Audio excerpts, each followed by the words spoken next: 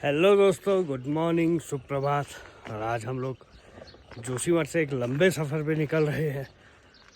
जोशीमठ से लगभग 300-400 किलोमीटर दूर जाना है और पहली बार फैमिली ट्रिप हो रहा है ये। तो हम अभी सुबह के 5 बजे इस समय निकल रहे हैं। अब देखते हैं किस तरह से रास्ते हैं, कैसा ये सफ़र रहता है हमारा। तो चलिए दोस्तों, निकलते हैं। मौसम ने तो साथ दे दिया है।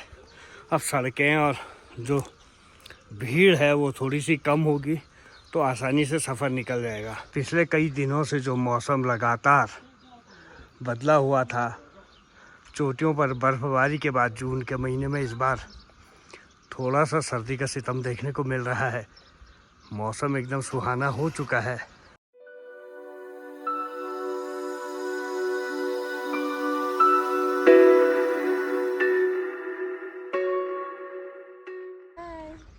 डुगो, आज कहाँ जा रही हो? देहरादून।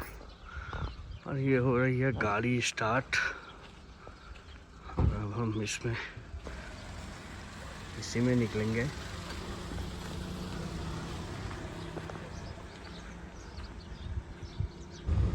एकदम सुबह सुबह जो पहाड़ी चोटियां हैं वहाँ पे धूप खिलनी शुरू हुई है।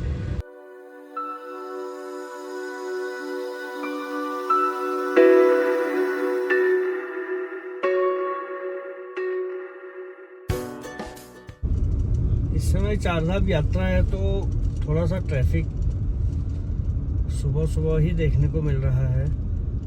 तो अब हमने लगभग जोशीमठ को क्रॉस कर ही लिया है। और ये वो वाला इलाका है जो जोशीमठ भू धसाव की चपेट में आया था। यहाँ पे कई होटल थे, उन्हें हटा दिया गया था।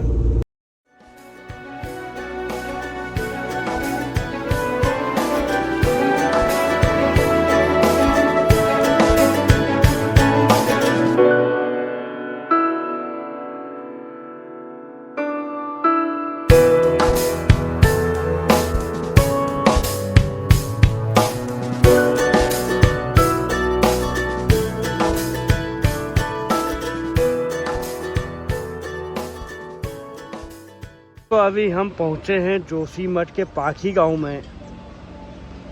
ये बद्रीनाथ राष्ट्रीय राजमार्ग पर बहुत ही सुंदर गांव है। अभी सुबह सुबह की धूप आ रही है। देखिए, आधे गांव में धूप आ चुकी है और आधे में अभी आनी शेष है।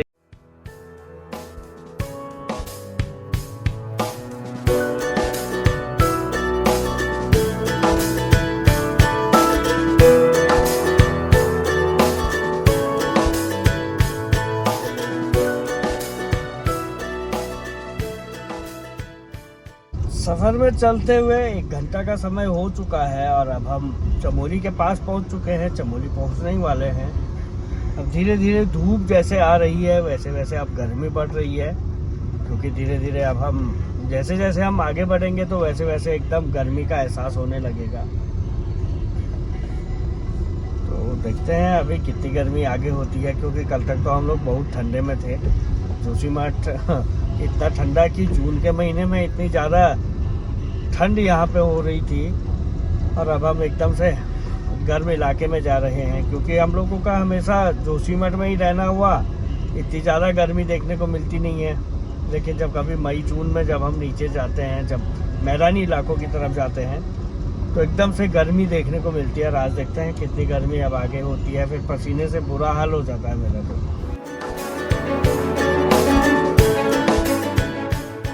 अभी दोस्तों मैं हूँ कर्णप्रयाग के पास लंगासू।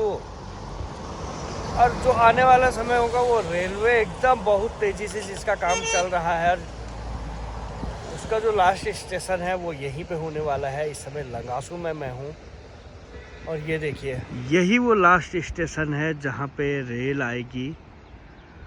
और सबसे तेज़ इस समय जो उत्तराखंड में काम चल रहा है वो इसी रेलवे का चल रहा है। सारी टनल आर पार हो चुकी है, लगभग 1 से 2 टनल शेष रह गई है।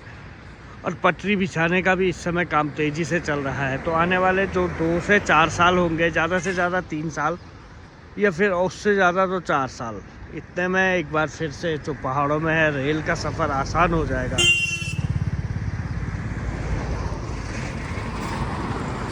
जैसी ये गाड़ियाँ दौड़ रही हैं ऐसे ही फिर हमारे पहाड़ में ट्रेन आएगी, हम लोग भी ट्रेन का सफ़र कर पाएंगे। अब पहुंच चुके हैं नगरासू में, यहीं पे हम नाश्ता करेंगे। और ये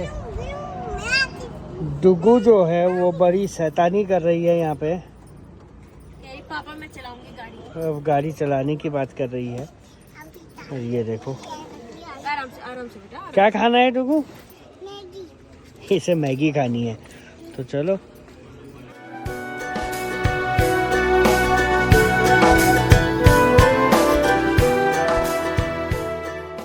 अभी हम देवप्रयाग पहुंचे हैं और दिखाता हूं आपको जो अलकनंदा और भागीरथी नदी का संगम है।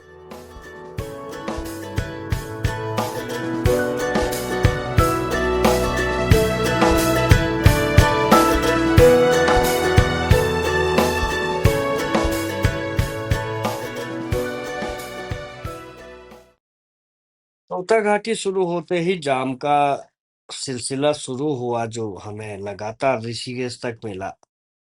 और उसके बाद बैटरी भी डाउन हो गई। ऋषिकेश में फोन चार्ज करने के बाद हम लोग रात को देहरादून पहुंचे। रास्ते में राफ्टिंग की भीड़ है। हालांकि हम शुक्रवार को आए, लेकिन शनिवार और रविवार को यहाँ जो जाम रहता है वो बहुत ही खतरनाक रहता है। जैसे तैसे हम लोगों ने तो ऋषिकेश पार किया और देहरादून पहुंचे शाम को। लेकिन जो जाम की स्थिति है वो खासकर श्रीनगर के बाद और ऋषिकेश तक देखने को मिल रही है।